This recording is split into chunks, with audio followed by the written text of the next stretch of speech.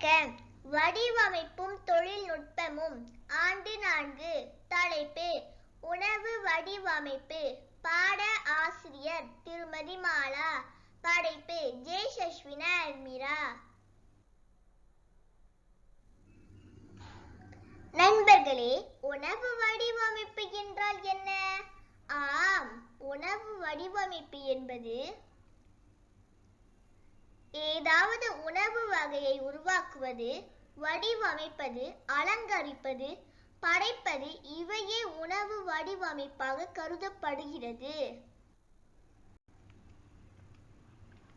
உணவு வடிவமைப்பு பயனீட்டாளரின் கவனத்தை ஈர்ப்பதற்காகவும் தற்போதைய வாழ்க்கை சூழலில் தரமான பொருளின் வழி உணர்ச்சி வெளிப்பாட்டை காண்பிப்பதற்காகவும் பயன்படுகிறது.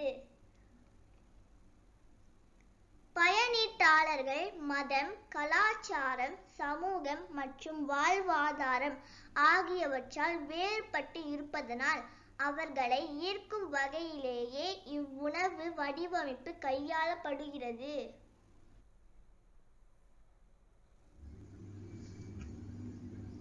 நண்பர்களே, வாருங்கள் நம் உணவு வடிவமைப்பின் முக்கியத்துவத்தை பற்றி அறிவோம்.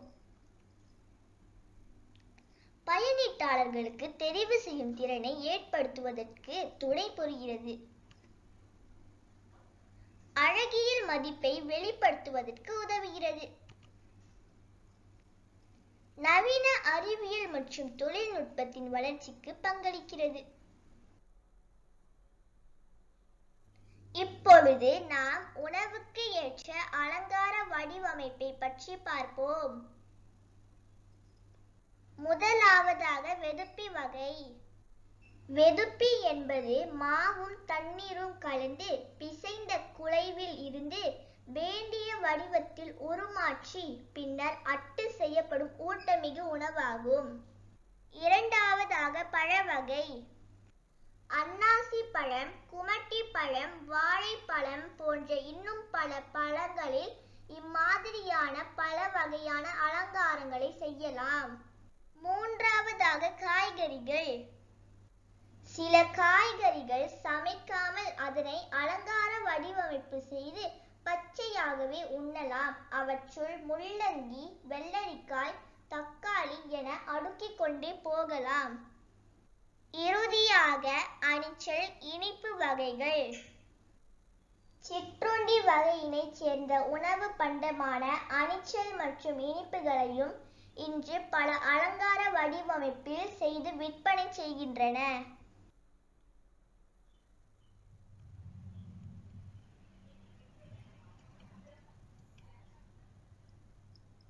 நண்பர்களே, நான் வடிவமைத்த உணவின் பெயர் ரென்மாஸ் கப்கேக் ஆகும். அதற்கு தேவையான பொருட்கள் 2 முட்டைகள், 1 கப் சீனி, சிறிதளவு எண்ணெய், வெண்ணிலா எசன்ஸ், 1 கப் மாவு, பேக்கிங் பவுடர், 3 கரண்டி பால், கொக்கோ பவுடர் மற்றும் அலங்கரிப்பு பொருட்கள்.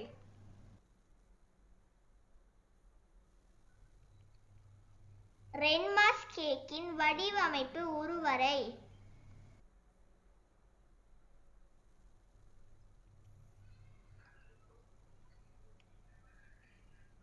ரென்மாஸ் உணவு வடிவமைப்பின் செலவுகள் கீழ் வருமாறு.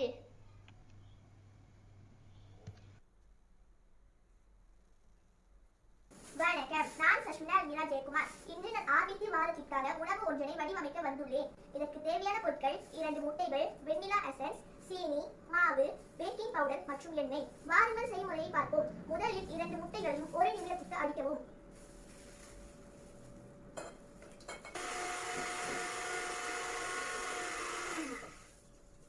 நன்கு அடித்த பின்னர் சீனியை போடவும். சீனியை போட்டவுடன் 3 நிமிடத்திற்கு அடிக்கவும்.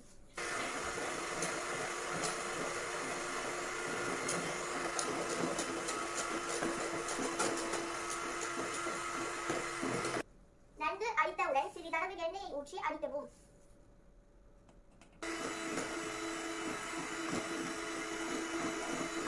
நன்கு அடித்தவுடன் சிறிதளவு வெண்ணிலா எசன்ஸ் ஊற்றி அடிக்கவும்.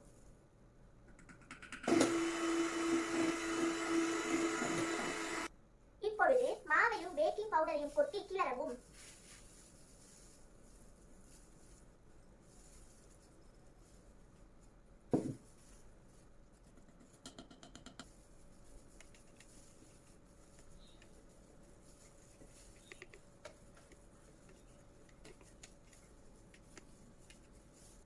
கூடுதல் சுவைக்காக 3 கரண்டி பால் ஊற்றி கிளறவும்.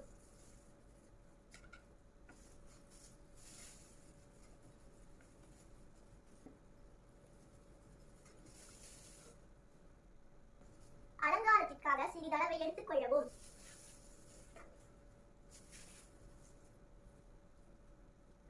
சிறிதளவு எண்ணெயை பூசவும்.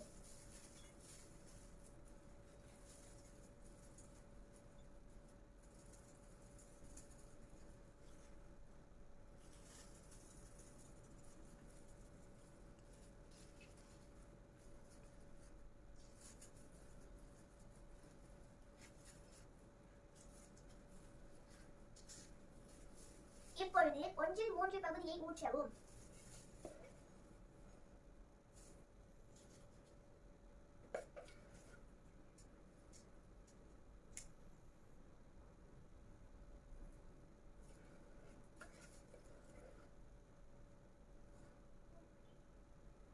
நன்கு தட்டவும்.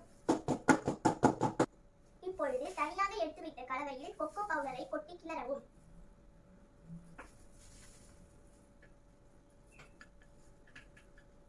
சிறிதளவு பாலை ஊற்றி கிண்டவும்.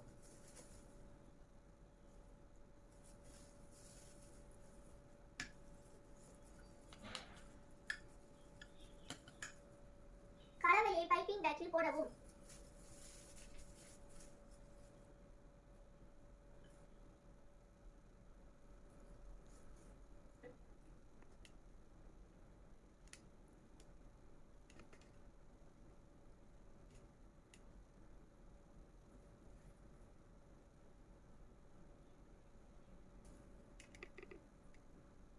இப்பொழுது அவனில் வேக வைக்கவும். இப்பொழுது 10 இருந்து 12 நிமிடம் வேக வைக்கவும்.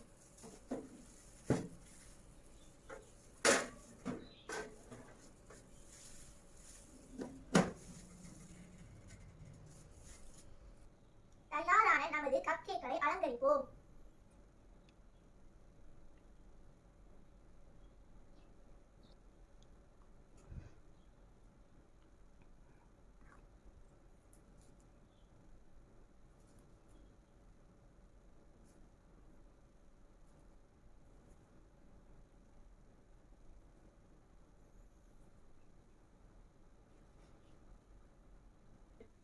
இதுதான் நான் வடிவமைத்த உணவுகள். என் உணவின் பெயர் ரைமாஸ் கப் கேக்.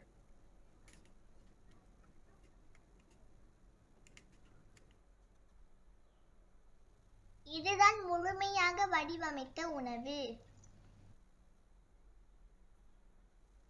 நன்றி.